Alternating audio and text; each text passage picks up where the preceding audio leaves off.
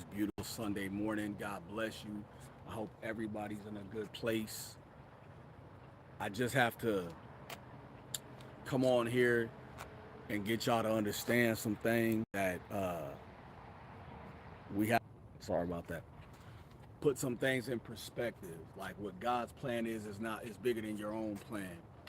I have people who really have missed the whole picture of what is it that God has planned for me. Stop asking. Whatever God's plan is for you is bigger than the plan you got for yourself. I have a minister come up to me and tell me, you walk in between faith and reality. And I let him continue to talk because at one point he was angering me. He tells me, he says, your faith in God and your faith in reality are not the same. I let him keep going because due to the fact that I have a short temper span, as I like to call it, I let him go. He says, when you are walking around thinking you're bigger than God, you're walking in a false reality. I let him keep going because obviously he didn't know who he was talking to. I said, okay. I said, where are we standing at right now? He said, we're inside of a building. I said, but what does this building consist of? He said, music. I said, let me help you out because I see you going to try to dance me. I said, this is called a club. I'm about to perform on stage in front of about 400 people. I said, I'm in a club full of sinners and breadwinners and people who probably go to church every single day and don't live up to the expectation of what God has for them. I'm going to say this to you before you cast one more judgment on me. Why are you here? And he looked at me. I said, see, you're going to be here with me tonight. And you're going to be on the pulpit tomorrow talking about saving lives and not be fornicating and not be out here amongst those. And you out here doing this and you out here doing that. I said, you can't come here and pass judgment on me and you standing next to me and you drinking a cup of Hennessy and you getting ready to get on this pulpit tomorrow talking about God and holy God. How do you have the audacity to down talk me? And the funny thing about it is that I don't live in a false narrative. See, understand, when I wake up every morning, I know it's not me waking me up. I grasped that concept a long time ago. But one thing I did realize is that man is just man. I don't care how holier than thou you think you are still just a man. You're in a shell. You are on borrowed time. Used to hear people say all the time, when God has a plan for you, he'll make it happen. I used to hear, honor your mother and your father that your days may be longer. See, the key factor in what I just said to you was there was no guarantee. My great-grandfather said, pay attention to what's being said, grandson. He said, honor your mother and your father that your days may be longer. Maybe. There's no guarantee that God is going to extend your life expansion if you do these things, but you must do them. Same thing with adults. When I see adults, I honor them. I respect them, even when they get out of line with me. See, I have to stay with inside of who I am at all times. Because the moment I let you grab me and get me out of character, it's hard for me to get back into my old. Let me take that back. It ain't hard for me to get back to my old ways because I never left them. I just let them just simmer a little bit. See, they used to always tell me, you're just like your father. Let me explain something to you when they made that comment. My father was a calm man. My father was a hard-working man. But, like anything else, if you put a teapot on the stove long enough and everything boils over. You right? I'm just a 2.0 version of my father. I'm not going to let it boil over. The moment I thought you said something I didn't like, it's go time. You got to understand, everybody made fun of somebody in life. They laughed at Noah until it started raining. Oh, he building this ark, it's so dry out here. Ha, ha, ha. And when that rain came, everybody was trying to get up on it. Nah. They laugh at squirrels, and when they see squirrels getting all these nuts ready, see, you stay ready all year round because when something bad do get ready to happen, you already prepared. This minister wasn't prepared for what he was about to get into. He was interacting with somebody who's a child of God. I didn't say I was perfect. I said I'm a child of God. That means don't play with me. Pray with me. So when I asked him, I said, what are you doing here? He was like, I'm just here because I need to get away. I said, okay, you need to get away. When you need to get away, you go to God for your getaway. You stand outside of your home. You go and you go for a walk. You don't come to the club. You don't come to the club where you're tempted by all this sexiness going on. You don't come to the club because you're going to hold somebody's hand and pray for them while you in the club.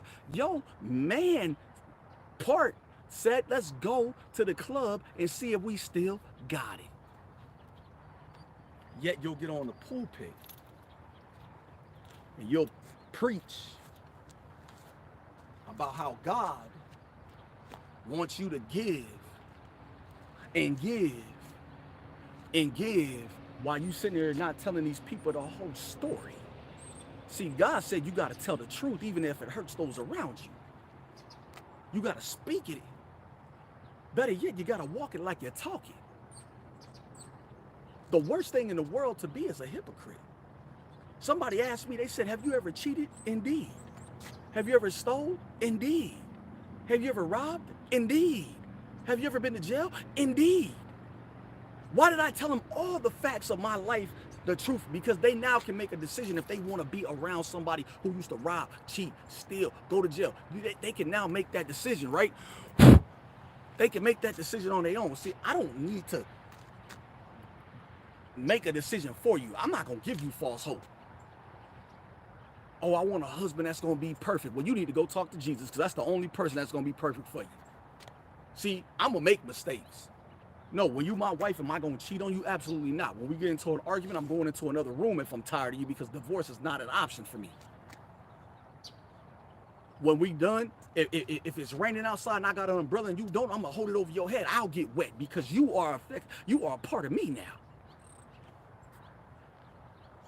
When you're sick, I'll rub your head. I'll rub your feet. I'll make you tea because you are mine.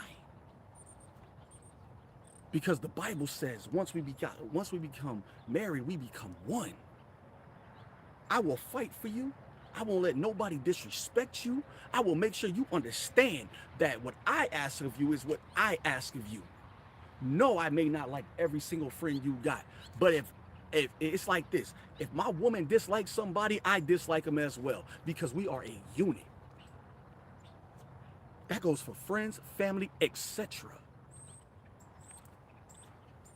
I'm not going to ever let somebody tell me how to be me. But what I will do is make an adjustment for we. See, I ain't gonna forget about me, but I'll make an adjustment for we. You have to understand that in the moment that you're mad, my mother used to say it all the time. She'd say, son, people don't forget what you said when you're no longer angry. That means watch your mouth. Watch what comes out of it. When you stand back and you look at everything, there's times I'm at work and I'm looking at the people that I work with and work around me. I'm like, good Lord. Good Lord. Rich people really think differently. Poor people, we kind of think the same. Broke people don't think at all. And I sat down the other day and I got a promotion at work. I was excited. You know, when you're excited, you want to share the news with the one person that's right there. And you're like, oh, I got a promotion. Look at me go. Let me explain to y'all something real quick. Promotions are good, but you got to understand they come with more responsibilities that you have to be prepared to perpetuate and take into action. I never see my father or my mother complain about going to work a day in their life. And one day I was complaining, I'm like, man, I hate going to work. I got to go deal with these grown-ass people. They don't know what they doing. I got to sit here and listen to them complain all day. Man, I'm tired of listening to that. And I said to myself, shut up. Maybe what they saying, they need to say. They need somebody to listen to them. They need you to be that voice. They need you to be that shoulder they can lean on. They need you to be their strength. See, that's the difference when you are learning how to just pay attention to what other people may need that you already been through. Huh? I had a lady chastise me. She said, you got so many baby mamas, so many different kids. I said, yes, ma'am. You pointed out Captain Obvious already, ma'am. But you know what you didn't point out? She said, no, that I took care of all of them. I never let them go hungry a day in their life. I went without so they didn't have to. I worked 2 or 3 jobs because I've created responsibilities. Then I asked her, how many baby daddies do you got? She said 3. I said, how many take care of their kids? She said, none. I said, I'm just going to say this to you. All men are not dogs. She said, no. I said, no, you just keep shopping at the dog pound. That's it. That's all I'm going to say to y'all. All men ain't dogs. Some of y'all women just keep shopping at the dog pound. That's it. You got to stop thinking that because a man once upon a time was this way, he going to be that way now. Ladies, let me make it clear to you. If you got a man that was a dog then, but he's a tame one now, leave him tamed. He don't want a whole bunch of women, and he don't want a whole bunch of you talking to him about something that happened before. Men, if you got a woman that's telling you like, baby, money don't control the world. Watch your mouth. You can't control somebody who can go get it on their own. You can't control a person that got goals. You can't control a person with the dollar bill. You know why? Because they made it for us all to make it. You have to be prepared. All of y'all sitting here, well, God wants you to do this. God wants you to do that. You're absolutely right. But what did God tell you to do? See, people will tell you what God wants for you, but they can't tell you what God wants for them. Don't tell me about me. Tell me how you fix you first. You understand what I'm saying to you? It's times when you're going to get tired of people. It's times when you're going to be like, man, I don't want to hear nothing nobody else got to say. It's times. Like, you see my bracelet fell off when I was working out, right? But this bracelet is a reminder every day. It tells me bravery. It tells you, it says, also remember you are braver than you believe. You're stronger than you seem. You're smarter than you think. And you're loved more than you know. Out of all those things, it's the last thing that's the most important. You are loved more than you know. I'm never going to not love me more than I should. I'm never not going to care for me more than I should. You ever hear him say charity begins at home, then it spreads abroad? Some of y'all will give somebody, if this is my last water, and I know I need this water to live, but I see somebody over there. You mean to tell me I gotta put my life on the line and hand my last to somebody? No. What it means to give your last means if I can give you, if I have 2 bottles and I can part with 1 and I'm still good, that's what that means, y'all. When they say, look, man, I'll give you the shirt off my back. If I got more shirts at home, yes, I'll give you the shirt off my back because I can go home and put another one on. But I can't give you the last shirt I got and I got to go to a job interview and you still going to be outside doing nothing. Understand what it means. Understand. We all got a time limit. We all on borrowed time. When your life is over, when it's all said and done, what do you want people to remember you for? I had them people at my job say, yo, he's the most kindest person, most, what did she say? The older lady said he'll defend you against anything and anybody. Because when you reach a certain age, I won't let you talk negative about an older elder, not in my presence. And I'm a firm believer in giving, right? There's times I've been in a car and I'll pop the hood, pop the trunk, and we got clothes in there, and we'll just give the clothes here. I remember one time I had a pair, I think, of Air Force Ones on. It was a lady just, oh man, I told this story before. And I took my shoes off and I gave it to her. She said, they don't fit.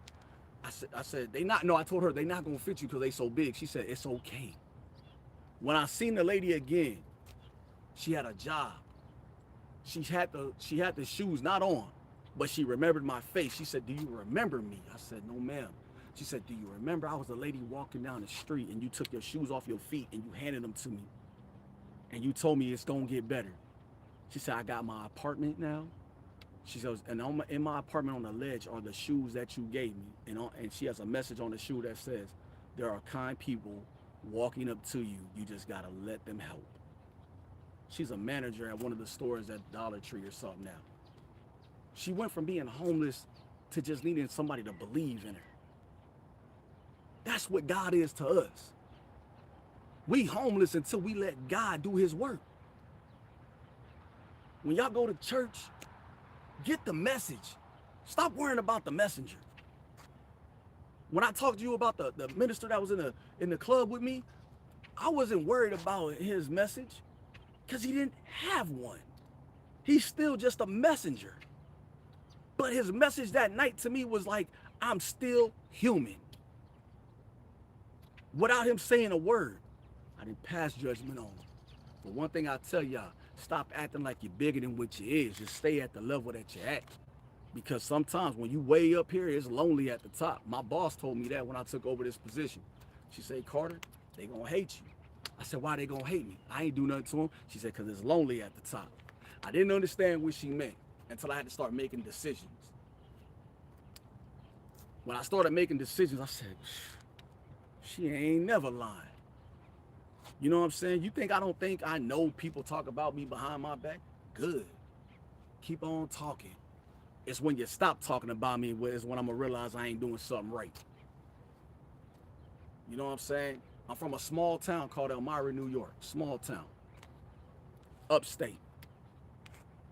Every time I pass by a fire hydrant in San Antonio, it makes me think of my father because that's what he did. He created fire hydrants. He worked for a place called Kennedy Valley. And they created fire hydrants and I'm sure other stuff. But every time I see a fire hydrant, I walk up to it and I look at it and it makes me smile. See, in the event that my father dies, every time I pass by a fire hydrant, I'm going to remember my father had his hand in this. You understand? It's difference. See, little things matter. Big things don't. Every time I see my mother, right? My mother is a funny character. My mother, for a lot of years, would tell me, well, wouldn't tell me, hey, I love you, right? We had a conversation about this. And I asked her one day, hey, Mom, do you love me? And my mother said, yeah, son, I love you. Why would you ask such a thing? I said, well, you never tell me. And the most beautiful thing my mother said was, I didn't think you needed to hear it because you walk around so strong all the time. I know your sister needed to hear it, but I didn't think you needed to hear it. I said, well, yeah, I need to hear it sometimes. So before me and my mother hang up the phone, my mother tells me, I love you, son. And I'll tell her, I love you more. Even when my sisters call me, when we hang up, they'll tell me, hey, I love you. I always tell them, I love you more. You know what I'm saying? My father, now that's a little, if you don't tell him you love him first, he ain't gonna tell you. So you just gotta, pick and choose your battles. But it's about what it is. When you have somebody in your life, a significant other, and they be like, I love you, you tell them, I love you more. When you send them that good morning text, hey, good morning. I made it. I love you. Have a great day. That's what they wake up to. It's not nothing big to everybody else, but it's big to them. I do. There's my sister right there. She'll tell you, I do every time. I won't hang up. Because I'm going to tell you like my little man told me. He said, Dad, I tell you I love you every day because that might be the last thing you hear from me or the last thing I hear from you. So that's why you men stop telling your sons not to say this word, I love you. Stop telling them not to be sensitive. Stop telling them not to cry. Because when they hold it inside like they do when they finally explode and hurt somebody, they're going to prison. Let your son be a better version of you, but a softer version of you and an understanding version of you. All that, I'm out here gangbanging so well, hey, hey, cut all that bullshit. Cut it out. Sorry for cussing. Cut all that nonsense out. Let your sons be the reflection of you that you wanted to be. See, you had to go through what you had to go through to make sure they don't have to go through it. Ladies, I'm going to say this and I'm going to get off. Some of y'all living your skinny girl dreams through your daughters. Cut it out. because your daughter's walking around in skinny jeans, skinny clothes and all that, got grown men looking at them, and now you mad because grown men looking, start looking at yourself. Why'd you buy it for them? Why are you letting them come outside at 12 years old with a face full of makeup? Play your position as a mother, not their friend. Stop hanging out with your kids, drinking and partying with your kids. That's for men and women. Now back to you women. Stop letting your daughter see you with different men, thinking that hey, you just gotta use him to get to the top. Stop putting that mentality in them and tell them go to college and get it on your own. Because when your looks and your beauties fade, I don't care how much time you spend at Dr. Miami, it ain't gonna matter. It ain't gonna matter. Only thing that's gonna matter at the end of the day is that they made it and they did it their way. I gotta go. Thank y'all for tuning in.